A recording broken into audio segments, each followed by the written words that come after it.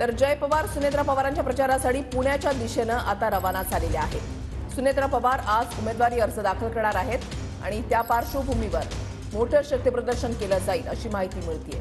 जय पवार कार्यकर्त्यांसह पुण्याच्या दिशेने रवाना झालेले आहेत। शेकडो गाड्या घेऊन कार्यकर्ते पुण्याकडे रवाना झालेले आहेत। आढावा घेतलेला आहे आमच्या प्रतिनिधींनी, पाहूया।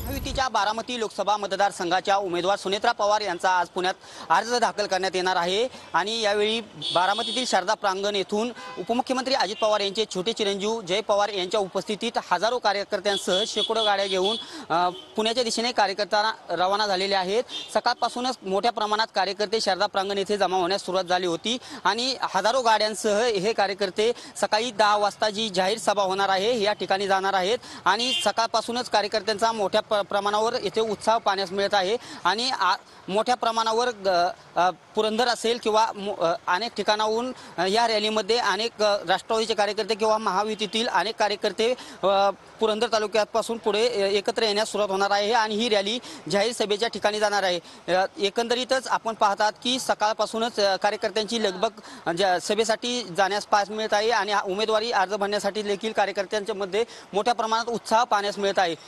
त्यामुळे आज जाहीर सभेला देखील कार्यकर्ते 10 वाजताच पुण्यात उपस्थित राहणार आहेत। कॅमेरा पर्सन विकी चव्हाणसह मी दीपक कापरे, TV9 मराठी, बारामती।